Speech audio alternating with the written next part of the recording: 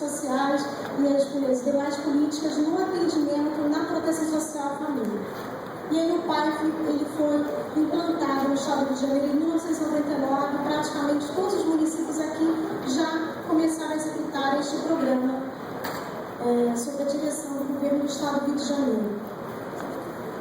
Ocorre que no ano de 2003, o PAIF ele sai, ele atravessa, ele ultrapassa a dimensão aqui do estado do Rio de Janeiro e também, na oportunidade já do governo do presidente Luiz Inácio Lula da Silva, já sob a gestão da secretária Nelma, também à frente da Secretaria Nacional de Assistência Social, o PAIF se transforma num programa nacional dentro de um plano nacional de atendimento integral à família, que visava também oferecer proteção social integral às famílias brasileiras.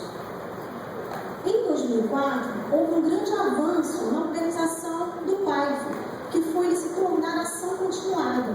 Até 2004, o PAIF ele foi implantado ainda sob a modalidade de convênios, então alguns municípios, já naquela época mais de 1.000 municípios, já implantaram o PAIF, então já deu uma escala, mas ele ainda não tinha um caráter de ação, serviço de ação continuada, ou seja, ele poderia ser só um programa de governo, não se tornar política pública, política de Estado, serviço de ação continuada.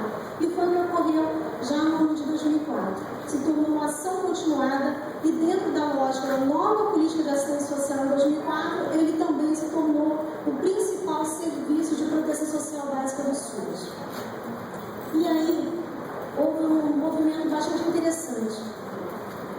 As diretrizes do programa tiveram uma ampla aceitação, um amplo desejo dos gestores de implantar, e havia sempre muita demanda, e do ano de 2003 até agora, já existem mais de 7.000 unidades de centros de referência de assistência social. Só que, ao mesmo tempo, essa escala, essa oferta de CRAS, a oferta do que deveria ser executada do PAIF, não se concretizou, na maior parte dos municípios, no desenvolvimento de um trabalho social que desse realmente concretude aos objetivos do Programa de Atendimento Integral à Família.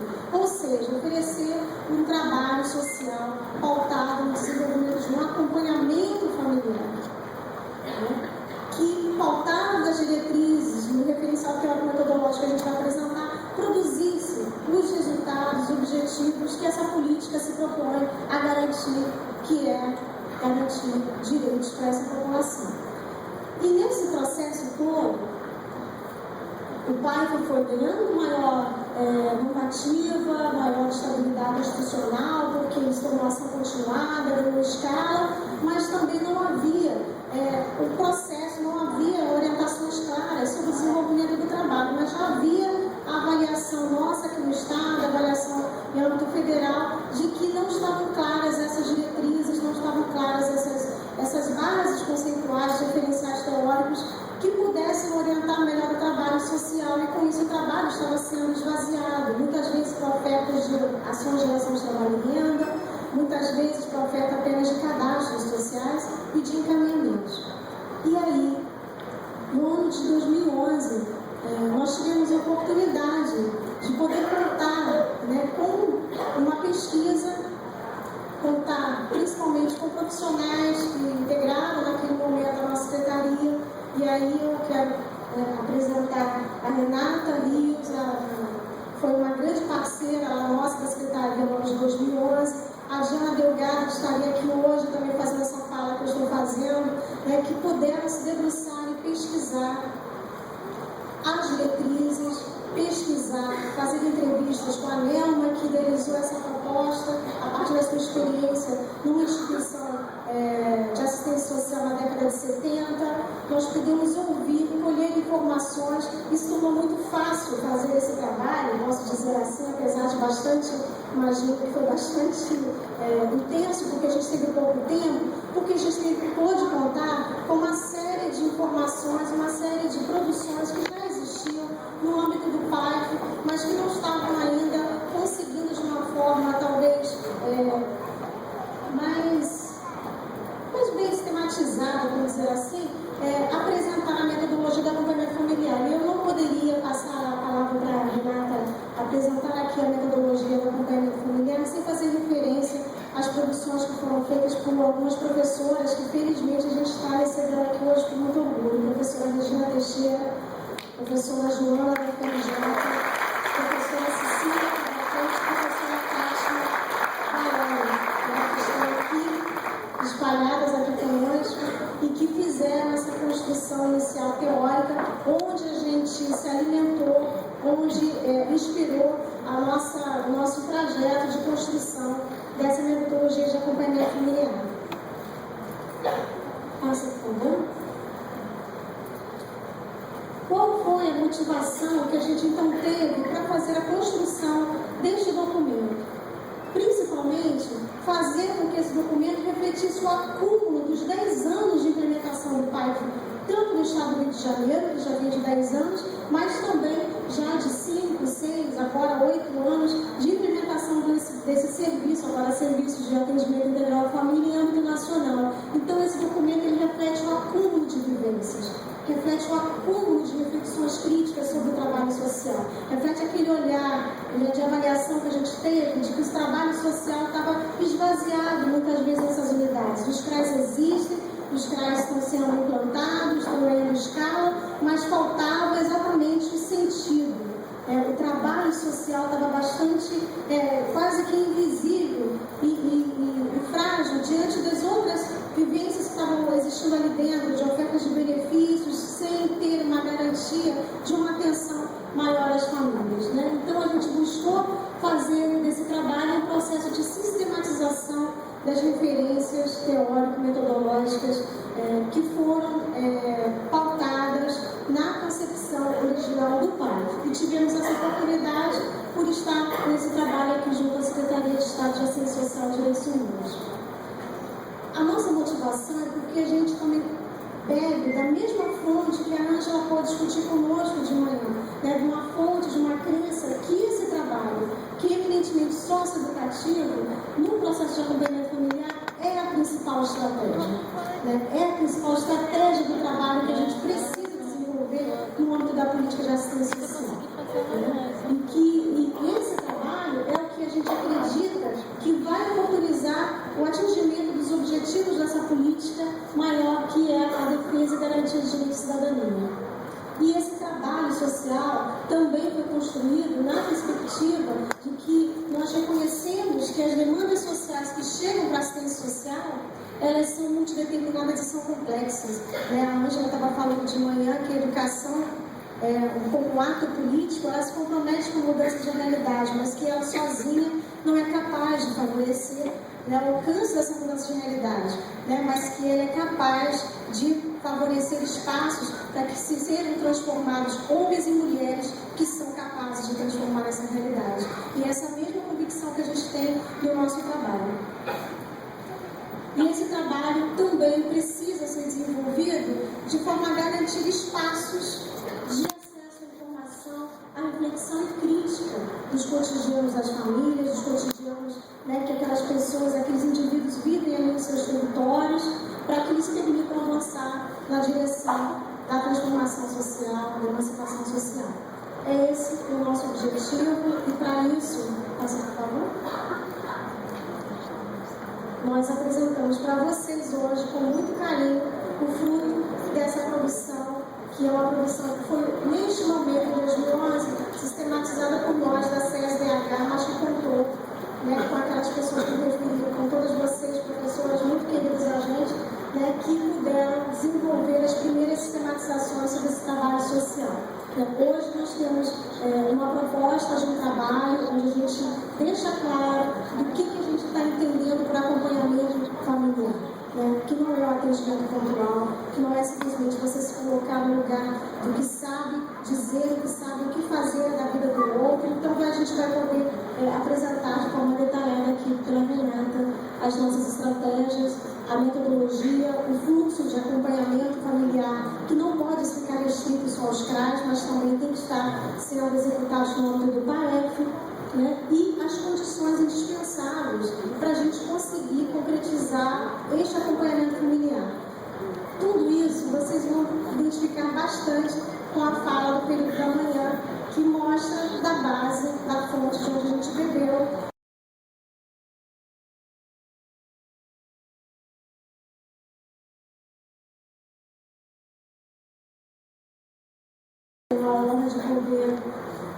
inclusive a Renata Rios, que foi a sua principal sistematizadora, que é assim que nós estamos nos chamando. Nós só coordenamos um trabalho.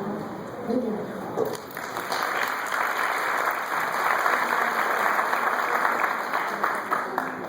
Boa tarde a todos. Muitos colegas nessa plenária, né? Fico feliz de estar aqui representando vocês e o conjunto, né, dos trabalhadores do Sul.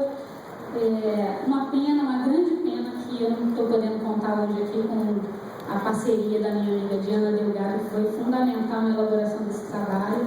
Ela mandou um abraço para todos, ela não pôde estar aqui hoje, mas está de alguma forma. E vamos então, assim, eu vou falar tentar adentrar, né, mais especificamente vou ficar em pé, sou pequenininha, vocês vão ver melhor. Tentar adentrar, pode passar, na metodologia do acompanhamento familiar, que está proposta nesse material que vocês receberam, que eu desejo que todos leiam e consumam bastante esse material. Mas antes de entrar na metodologia, a gente precisa pontuar algumas coisas, né? Uma das coisas é dizer que esse material trata do PAEF e do PAEF. A gente, a partir do entendimento que esses serviços eles estão separados e hierarquizados por uma questão operacional, que é muito importante do ponto de vista na prática, na hora de operacionalizar as ações. É importante que eles tenham essa característica hierarquizada, que cada um tem as suas especificidades, mas a gente entende que eles todos os dois caminham para uma mesma direção, que é garantir melhores condições de exercício da cidadania para os usuários que neles estão inseridos. Então, por isso, uma única metodologia para os dois. A gente entendeu que não fazia sentido pensar estratégias diferentes para alcançar o mesmo objetivo. Então, esse trabalho, né, a apresentação dessa metodologia é tanto para o PAEF quanto para o PAEF e para o trabalho social como um todo. Estão postas ali, a gente conversava antes de começar a apresentação com a Heloísa, e a Heloísa dizia assim, tanto faz se é na educação, na saúde, na assistência, no CRAS, no PAEF, no PAEF, no serviço de convivência, a gente está tratando de uma visão de mundo, de um jeito de proceder na nossa intervenção dentro do trabalho social. E aí, exatamente por isso, vocês não estão ouvindo? Exatamente por isso, assim, esses serviços, tanto o PAEF quanto o PAEF, eles estão postos na tipificação nacional, eles já têm procedimentos estabelecidos, atividades que lhes são próprias, eles têm uma normativa específica e que é parte da tarefa, inclusive da esfera federal, ter produzido e ser a responsabilidade deles. A gente não propôs nada de novo no que diz respeito a essas atividades e esses procedimentos. O que a gente está propondo é a intencionalidade que se vai dar a esses procedimentos. Os procedimentos, eles podem servir a diferentes objetivos. A gente pode fazer uma visita domiciliar para conhecer uma família, uma visita domiciliar para entender como se organiza um território, uma visita domiciliar para fiscalizar, para ver quantos filhos tem, para ver se recebe realmente bolsa, se tem que receber ou não Bolsa Família. Ela pode servir a diversos senhores, uma mesma. O que está posto aí, o que a gente quer frisar, e esse material tem de. Não chega a ser inovador, não vou usar esse ponto, mas o que tem de grande, de valoroso, é a gente refletir sobre a intencionalidade que a gente vai dar para esse tipo de ação, para o que a gente se propõe a fazer. E aí é nesse sentido que a gente está convidando o Estado do Rio de Janeiro a se posicionar criticamente nesse trabalho social. A gente sabe que a assistência social é uma área historicamente desestruturada, a gente precisa lidar com infinitas dificuldades, né? É próprio do Brasil que a assistência social tenha sido e até hoje é muito utilizada com fins de favor, de barganha política. Essa é uma coisa que a gente que trabalha nessa área, o peso que a gente precisa lidar. Mas também é preciso ser dito que e acho que foi muito trabalhado isso aqui de manhã, e a Nelma colocou isso muito bem, quem faz uma política são os atores que estão envolvidos com ela. Tem uma dinâmica dentro da política social, uma contraditoriedade que é forte, e acho que não é novidade, todo mundo que está aqui sabe disso, ela se constrói exatamente na correlação de forças. Então, a gente não está utopicamente discutindo aqui uma forma de mudar o mundo e nem achando que a assistência social, dentro dos seus limites, do espaço que lhe é dado na política social brasileira, vai transformar a sociedade nessa ordem social.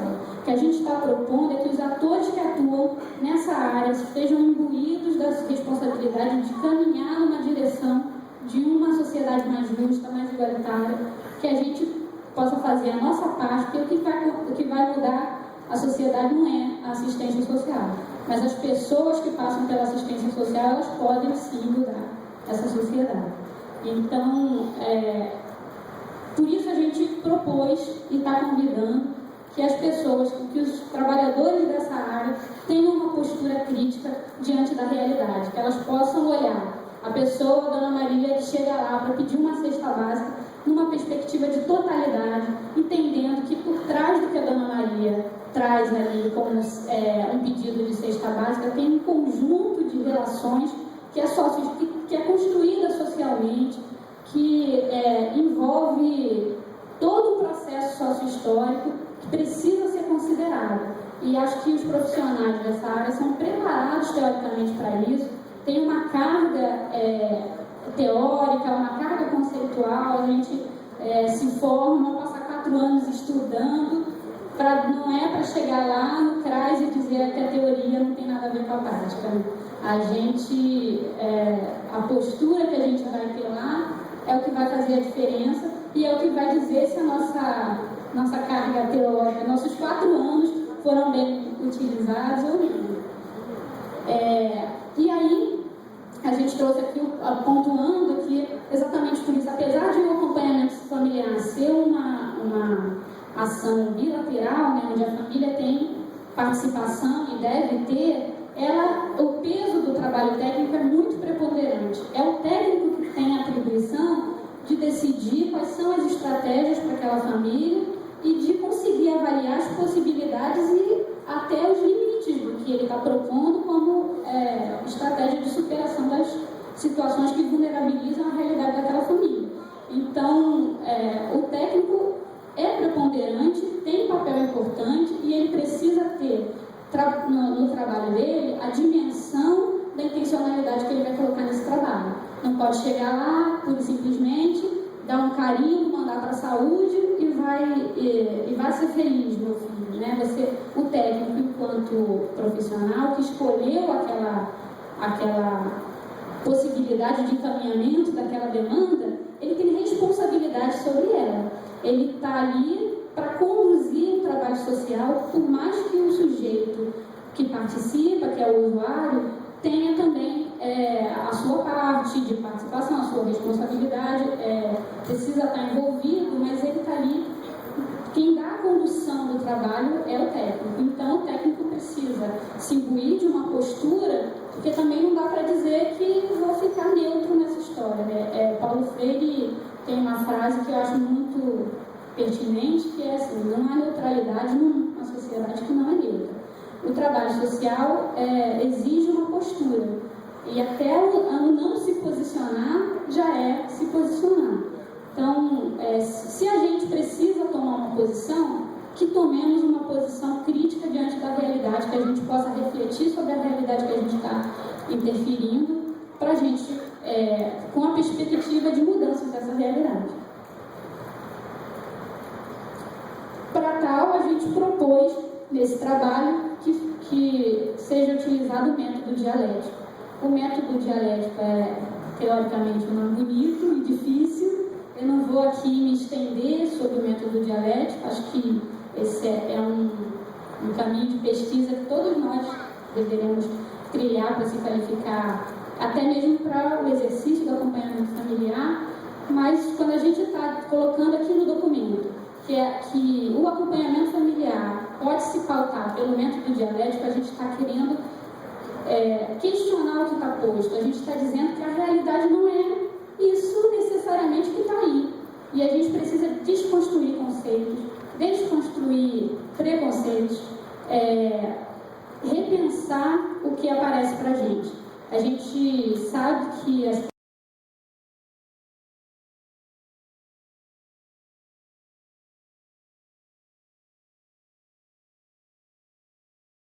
escala. Então, a doutora Ângela aqui, mais cedo, durante o debate, falou de a gente olhar para a realidade, refletir a realidade, voltar a olhar a realidade a partir do que a gente refletiu, como se fosse ali um movimento circular, e esse movimento deve ser constante.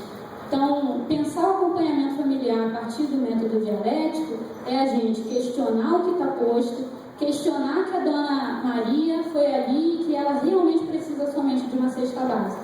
E aí a gente vai pensar, a partir da teoria que a gente carrega da nossa formação profissional, por que a Dona Maria precisa de cesta básica? E aí, quando a gente tem isso refletido, a gente volta para atender a Dona Maria com outra perspectiva. E a Dona Maria vai apresentar novas demandas. E a gente vai refletir sobre as demandas, novas demandas postas pela Dona Maria. E esse movimento é contínuo e a gente entende que esse movimento dialético enriquece profundamente o acompanhamento familiar que a gente vai fazer com essa família. E aí, aqui um pouco da síntese disso que eu estou falando. A gente precisa, e a Helena já dizia isso aqui, considerar, numa perspectiva de totalidade, que a realidade social é dinâmica e que as demandas que as pessoas aparecem, que as pessoas nos apresentam, compõem essa realidade. Elas estão, uma intrínseca à outra, uma compõe a outra, principalmente porque elas se constroem no movimento da vida, no movimento da sociedade. Se a gente tem uma postura crítica, a gente consegue lidar melhor com essas questões que são apresentadas. A gente sabe que a assistência social precisa lidar cotidianamente com demandas urgentes, com demandas fragmentadas. Então, um dia uma pessoa que está com um caso de vício na família, no outro dia é uma criança violada, no outro dia tem uma pessoa com o direito da alimentação sem ser atendido. E elas vão aparecendo das mais diversas formas, sob diversas aparências, e a gente não pode ficar achando que a gente deu a cesta básica, encaminhou para o CREAS ou mandou para o CAPES e está posto, e essa família não vai voltar com outras demandas. Então, compreender que dentro da realidade, que essa família se insere numa realidade social, que essa realidade social constrói essas demandas e reconstrói sobre outras aparências. A gente olhando com essa perspectiva de totalidade, com um olhar crítico, a gente contribui para a qualificação do nosso trabalho.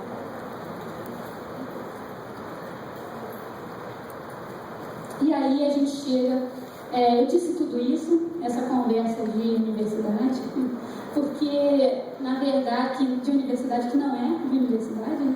Está aqui entre nós, porque nenhuma abordagem metodológica se dá sem uma referência teórica. Os métodos, os procedimentos, como eu já falei, estão postos. A gente tem atividades, tem procedimentos, tem rotina. O governo federal, cumprindo sua função, inclusive nos enche aí de tarefas, de atribuições, né? A gente tem formulário para preencher, ficha para preencher, aquela coisa do acompanhamento mensal, você tem que quantificar os atendimentos que você faz.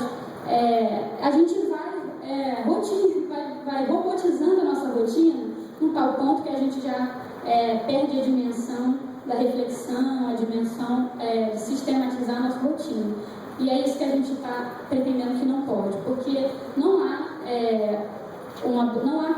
teria como a gente pensar em propor uma abordagem metodológica para encaminhar os procedimentos que compõem o acompanhamento familiar sem que ele tivesse fundado numa teoria, que é a teoria crítica e o método dialético. E aí, a partir dessa teoria crítica e do método dialético, a metodologia que a gente propõe é uma abordagem metodológica dialógico-reflexiva, horizontalizada e participativa. Ufa, é um nomão assim, né?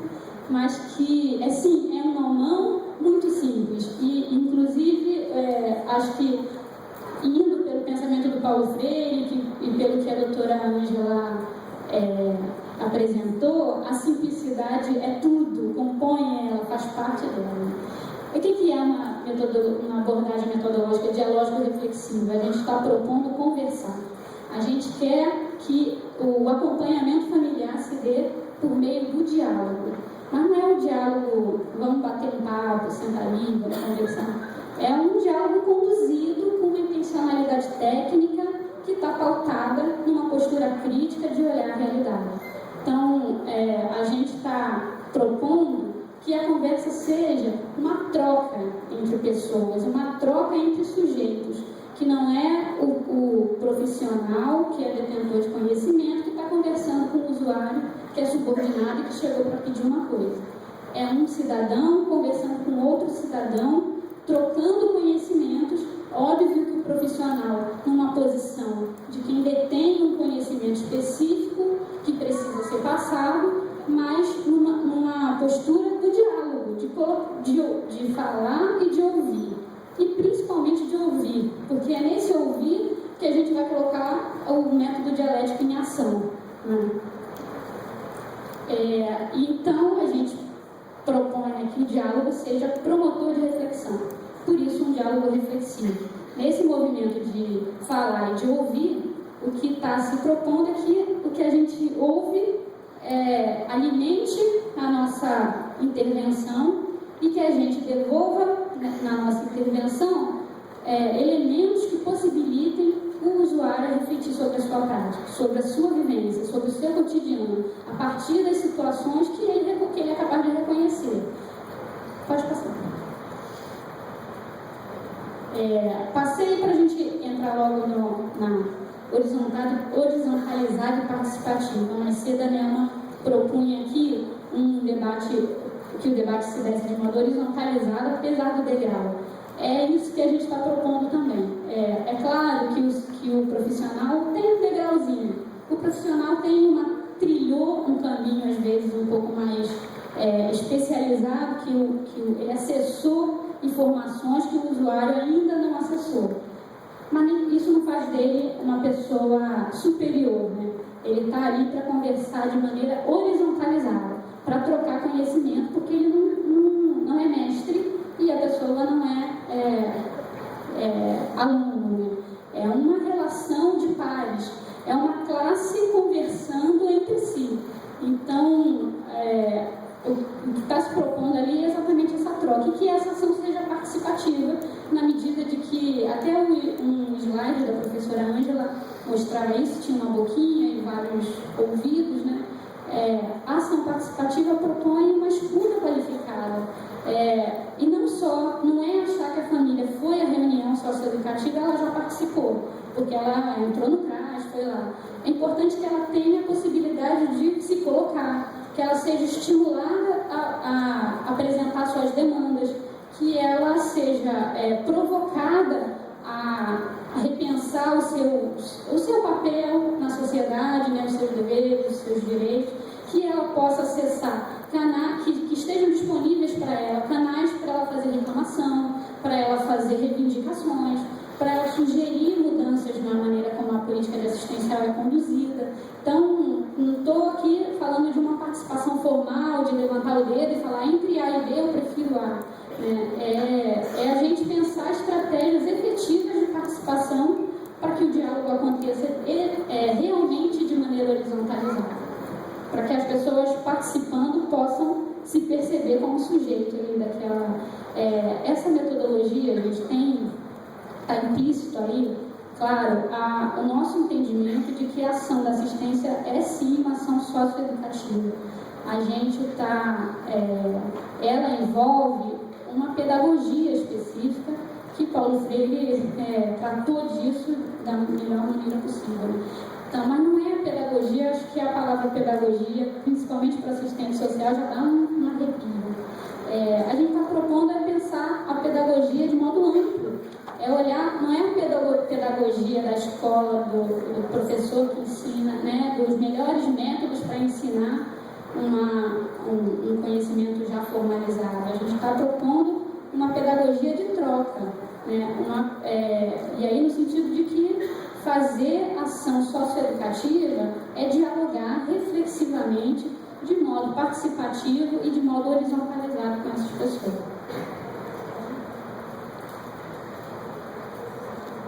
Não sei se estou rápido, gente, a gente tem 20 minutos, então estou tentando correr e eu vou começar a adentrar no que a gente gente está efetivamente chamando de acompanhamento familiar.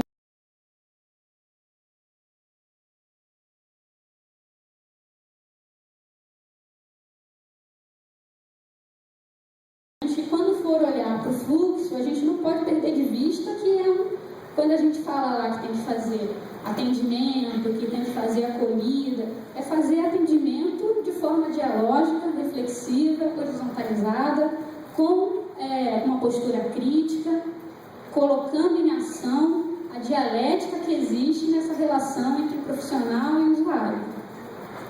E é pensando nisso que a gente propôs que o acompanhamento familiar é um processo de atenção sistemática que promove o planejamento e a execução participativa das ações necessárias para que as famílias disponham de condições de vida digna por meio do acesso a direitos fundamentais e de oportunidade de reflexão e crítica da realidade social na perspectiva do fortalecimento da cidadania. Tá, mas isso já é meio que atribuição da assistência, né? Parece que não tem nada de novo. O acompanhamento familiar é uma forma de atendimento, né? Ele tem dentro do acompanhamento familiar o atendimento que a gente já faz, mas para ser acompanhamento familiar ele precisa ter sistematicidade. Isso significa que a gente não pode atender uma vez, fazer uma ficha e nunca mais largou para lá, nunca mais vai ver essa família na vida. A gente precisa efetivamente acompanhar. Isso supõe uma atenção sistemática, porque você vai, e não é chamar de novo e falar outra ficha, ou atualiza o prontuário da família. A gente não está falando de atualizar o prontuário, de ficar vindo a pessoa mais uma vez, se crescer o cabelo, se não crescer o cabelo, atualizar. Hoje, agora, ela não precisa mais de cesta básica, agora ela precisa de uma cesta suplementar porque engravidou. Não é disso que a gente está falando. A gente está falando de uma ação continuada e tem aqui uma palavra que é boa para isso, que promova aquisições graduais e que movimente todo o aparato das políticas públicas, dos serviços e da potencialidade do território para que essa família disponha de melhores condições para exercer a sua cidadania. Então, o técnico tem lá, como eu já falei, um conhecimento específico que ele deve colocar em movimento para ele identificar naquele território quais são os serviços, quais são os espaços de participação, quais são o que tem de potencialidade quais são as redes de apoio daquela comunidade e de que maneira que ele pode colocar todo esse conjunto de informações em ação para que ele melhore as condições daquela família de exercer cidadania, para que esse conjunto de coisas disponíveis, né, de potenciais disponíveis para a família utilizar, sejam aproveitados de maneira, claro que olhando para isso de maneira crítica, né? A gente não está propondo que a família, que você indique só para a família, vai lá, ali tem escola, ali tem não sei o quê, aquela dona senhora, dona fulana toma conta de criança, deixa seu filho lá. Isso tem que ser um processo monitorado, um processo planejado. E é por isso que a gente defende o acompanhamento familiar como um processo de aquisições graduais, construído por um conjunto amplo de ações, e cuja execução deve ser permanentemente monitorada, sistematicamente dialogada com as famílias. Então, o acompanhamento familiar é um processo, né? Processo porque ele vai se dando em etapas e é continuado, né? Que prevê planejamento, a execução específica e um momento de avaliação. Então, o planejamento, que é a primeira etapa, é fundamental. Não dá para a gente começar a falar de acompanhamento familiar sem planejamento. E o planejamento requer a organização do trabalho. Vou falar de modo rápido, porque não dá para a gente ficar se atendo, mas a organização do trabalho requer o planejamento, ter equipe, ter estrutura, ter a unidade, ter uma unidade digna para um atendimento digno do usuário. E aí vou falar direto com os gestores que estiverem presentes, né? Essa é uma etapa que envolve a participação do gestor de modo direto. Não dá para querer que o acompanhamento familiar seja, por exemplo, operacionalizado com visitas domiciliares se não tiver carro para a equipe lá visitar. Não dá para querer que a equipe dê conta de acompanhar 500 famílias se só tiverem 2 assistentes sociais na unidade. Então, é claro que essas são condições que a gente chamou no documento de condições preliminares para o acompanhamento familiar. Esse é um aspecto do planejamento. Outro aspecto do planejamento é o envolvimento técnico mesmo. É o técnico fazer a gestão do território, reconhecer as potencialidades do território, mapear o que existe no município, que ele pode colocar, que ele pode utilizar na execução do acompanhamento familiar e principalmente definir a abordagem metodológica que ele vai dar.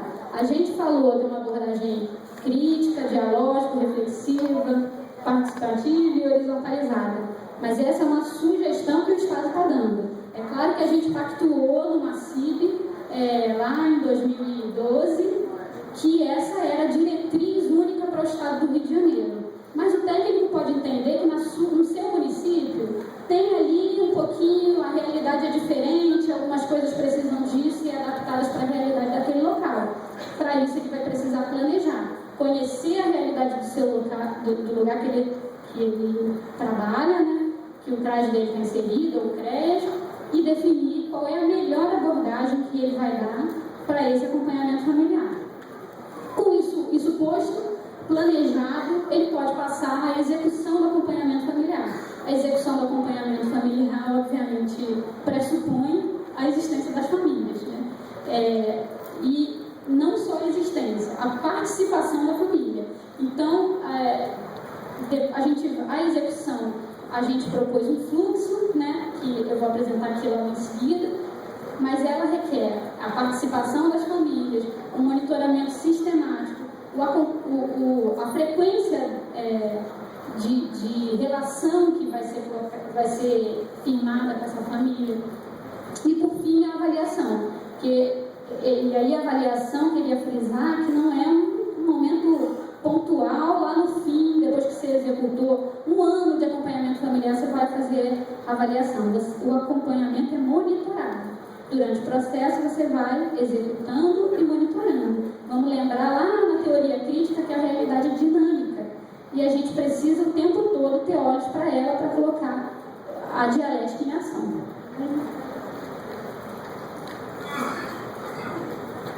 Essas são as condições, a gente já falou um pouco.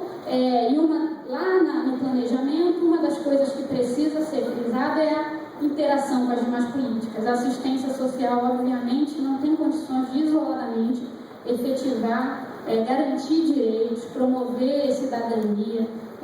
Isso é amplo, né? Requer um investimento de diferentes setores. E a gente precisa, claro que a tarefa intersetorial, a ação intersetorial é um desafio para a assistência, mas a gente precisa enfrentar esse desafio, porque se não tiver articulação com as demais políticas, o acompanhamento familiar fica bastante prejudicado. E aí o fluxo, eu acho que ele está ruim de enxergar aqui pequenininho, mas se vocês quiserem acompanhar, ele está na página, deixa eu olhar aqui só para a página. Ele está no documento, e aí vocês podem ir junto comigo. Antônio, eu vou passar depressa, gente, me desculpe, para a gente poder ter tempo. Página 41.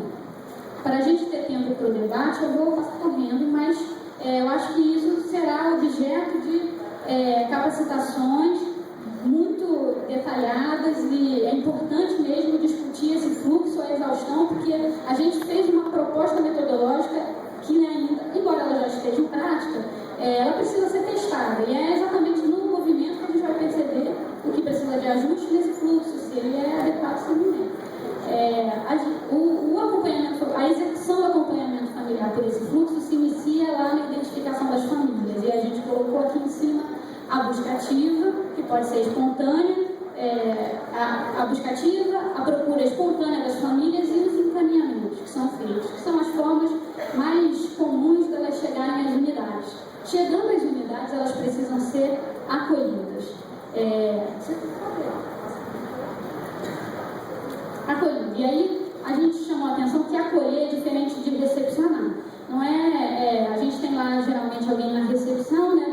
necessidades e essa pessoa faz a acolhida.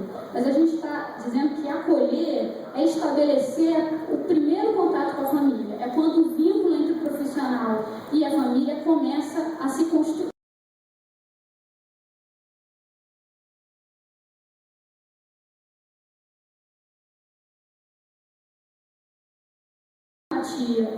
De referência com aquela unidade, com aquela equipe profissional, o trabalho vai tendo mais dificuldades que o normal. Né?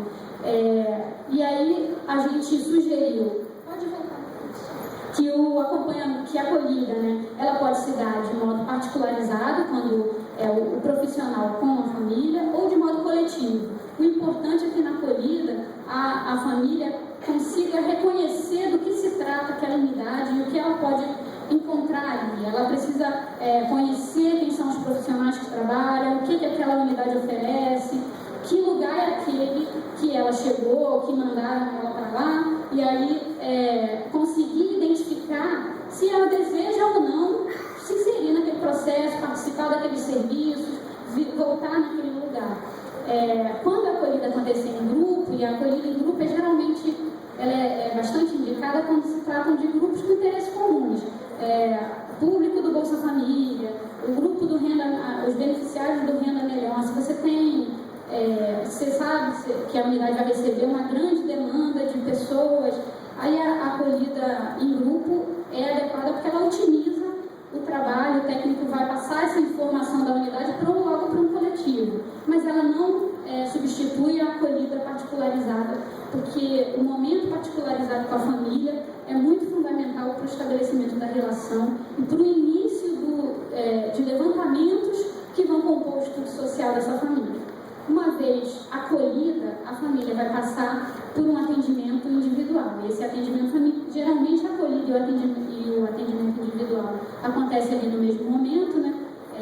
Ou não, se a acolhida não for pelos técnicos, às vezes não, mas no atendimento individual que o técnico vai ter a dimensão se aquela família está ali buscando um atendimento pontual ou se ela tem demanda que justifique o acompanhamento familiar. Esse, é claro, a gente vai entrar aqui e dizer quando é o acompanhamento familiar, quando é um atendimento pontual. Isso é uma expertise do profissional e que, é claro que assim, hoje, de repente, você interpretou que um atendimento pontual bastava. Isso não inviabilizou. Daqui a algum tempo você pode perceber que aquela família precisa de ser acompanhada e aí ela volta para o lado do processo. E aí, percebendo que essa família vai ser inserida no acompanhamento familiar, inicia-se o processo de estudo social. É claro que o estudo social... O estudo social, ele começou lá na acolhida, né? Quando você teve uma escuta qualificada para a demanda que aquele usuário está trazendo, porque a gente colocou no fluxo o estudo social, num momento específico, por uma questão de forma, de operação. Mas a gente precisa chamar atenção para o fato de que o estudo social é um processo. A realidade é dinâmica e o olhar da gente para ela também precisa ser. Então a gente vai estar o tempo todo fazendo estudo social. O estudo social pode ser feito pelo diálogo reflexivo com a família, ele pode ser feito no preenchimento de um formulário, ele pode ser feito por uma dinâmica de grupo, ele pode ser feito numa roda de conversa, ele pode ser feito num estudo com a equipe técnica, do que a equipe técnica aprende daquela família. Então, o estudo social é o processo que vai permear todo o movimento do acompanhamento familiar. Mas a gente, lá no primeiro atendimento, já inicia, né? Já coloca o estudo social em início. O estudo social, e aí a gente vai começar com ele, porque ele precisa dar base para o que a gente chamou de plano de acompanhamento familiar. Então, é claro que com o plano pronto, o estudo vai continuar. E aí o plano é sujeito a alteração, porque na medida que você foi estudando a realidade social daquela família, você foi identificando mudanças, o plano também vai sendo alterado. Mas ele precisa começar em algum momento para que o trabalho do acompanhamento familiar seja colocado em ação. Porque o plano é exatamente um instrumento que vai, onde vai estar sistematizado o trabalho técnico. Quais são as estratégias que o técnico negociou e conversou, pactuou com a família para que ela supere vulnerabilidades que estavam ali aparentes no momento inicial do estudo social. É no plano que serão estabelecidos prazos para que a efetividade do plano seja monitorada. É no plano que estarão definidos ali quais são os objetivos que essa família quer alcançar nesse percurso do acompanhamento familiar. Então, o plano é fundamental. Eu sou, acho que foi na apresentação aqui, eu sou assistente social no Ministério Público do Estado do Rio de Janeiro. E a minha tarefa é, em grande parte, uma tarefa de fiscalização. Algumas pessoas aqui eu até reconheci de atividades de fiscalização que eu já fiz em município. E o comum é não haver plano de acompanhamento familiar. Aí a gente pergunta assim, quantas famílias vocês acompanham? A gente acompanha 300 famílias. Quantas tem plano de acompanhamento familiar? A gente ainda está fazendo.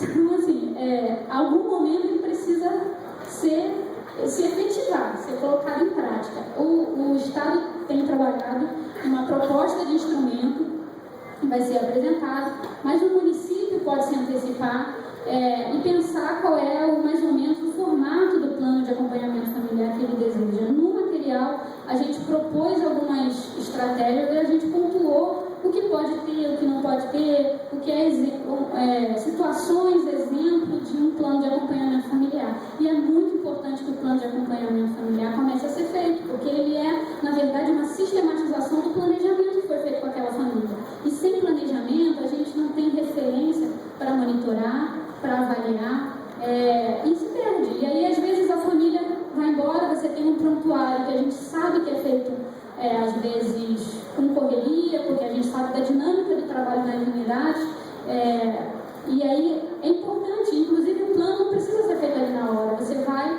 atender a família, sistematizar as demandas e depois você vai, numa reunião de equipe, discutir com a equipe as situações, pensar estratégias, chamar novamente a família e começar a pactuar o plano dela. Essa é uma parte fundamental do acompanhamento familiar. Não há acompanhamento familiar sem planejamento. E se o planejamento não estiver por escrito, ele se perde.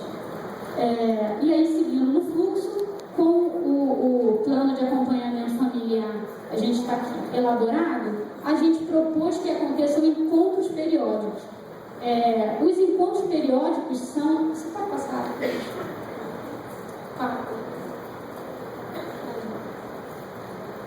A gente chamou os encontros de mediações periódicas. São assim, ali no transcorrer do tempo, a gente precisa retomar o contato com essa família, quando a gente vai avaliar o desenvolvimento desse plano. Se a gente alcançou metas que a gente propôs, se os prazos são adequados, se os retornos dos encaminhamentos que a gente fez foram efetivos ou não, se precisa repensar estratégias que foram ali planejadas.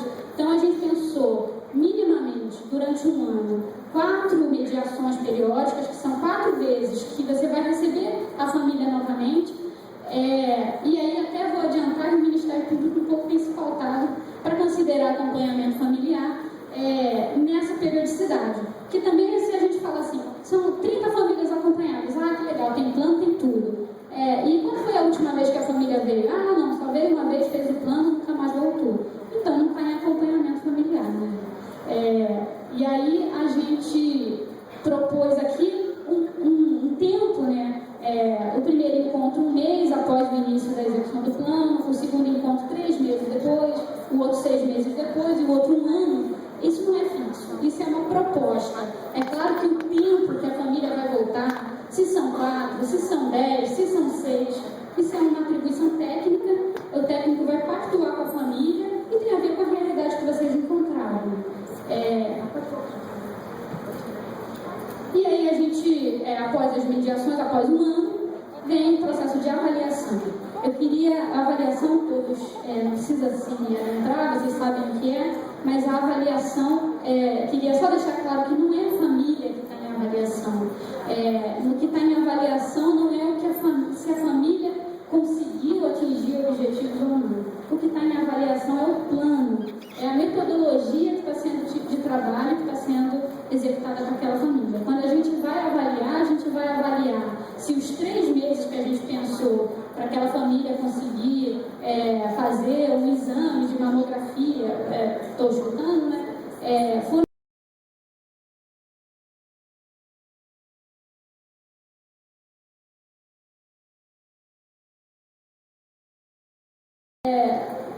a gente pensou que em uma semana conseguiria matrícula, não conseguiu, não é responsabilidade da família. A gente tem que buscar saber na Secretaria de Educação por que uma matrícula leva 3 meses para ser feita e não uma semana, como a gente previu dentro do que estava posto para a estrutura escolar. Então, o processo de avaliação aqui não é uma avaliação da família, é uma avaliação do plano, do movimento, né, do acompanhamento familiar. A gente pensou aqui, após a avaliação, é claro que o plano tem a ver com as vulnerabilidades que a gente identificou naquela família e nas estratégias que a gente mobiliza para que essa família supere as vulnerabilidades. A gente não propôs que as famílias sejam desligadas do acompanhamento familiar. A assistência social é um direito. A família pode acessá-la por quantas vezes ela quiser pelo resto da vida, se assim quiser, porque o direito nunca cessa. A gente está propondo que a família não precise. Pode ser que chegue um momento em que a família não precise ser acompanhada com a sistematicidade que a gente propôs. Então, se a família superou as vulnerabilidades ao fim do processo de acompanhamento familiar, ela pode deixar de ser acompanhada sistematicamente, se tornar uma família referenciada à unidade. E aí a equipe vai monitorando, é adequado que ela continue participando das atividades comunitárias, das atividades socioeducativas que essa unidade promove, porque ela vai estar sempre recebendo informação, sendo orientada dentro da perspectiva do acesso ao direito. E se não, ela vai continuar, caso ela não supere essas vulnerabilidades, ela vai continuar no processo de acompanhamento familiar. E aí, no plano, precisam ser revistas outras periodicidades de acompanhamento. Esse é um fluxo que vocês já conhecem. Pode passar. Esse é um fluxo que vocês já fazem, né? Assim, muito do cotidiano, da rotina de vocês. A gente não inventou agora aqui. A gente quis colocar esse fluxo num material e chamar a atenção de vocês para o fato de que esse fluxo precisa ser periodicamente refletido. A gente precisa colocar nesse fluxo a intencionalidade que a gente, da nossa visão de mundo. A gente pensar de que jeito a gente lê o mundo, de que jeito que a gente quer escrever o mundo, como a professora Angela falou aqui mais cedo, e como que a gente pode colocar isso em ação a partir da nossa intervenção e das atividades que estão postas para a gente fazer. A gente deseja que esse material seja o início de um movimento reflexivo de qualificação da assistência, que o acompanhamento familiar seja a gente entende que o acompanhamento familiar é a principal ação no trabalho social da assistência e a gente deseja que ele se qualifique progressivamente. Aqui a gente está só iniciando, provocando vocês a pensarem nisso junto com a gente. Vou deixar aqui uma poesia. Acho que trabalhar a educação e a pedagogia não se faz só com o intelecto, né? A gente movimenta, a professora Angela falou isso, a gente movimenta os sentidos. Uma linda poesia do Bertold Brecht, não sei se todos estão conseguindo enxergar, e que a gente possa ter uma prática mais consciente, mais consistente de acompanhamento familiar. Obrigada a todos. Boa tarde.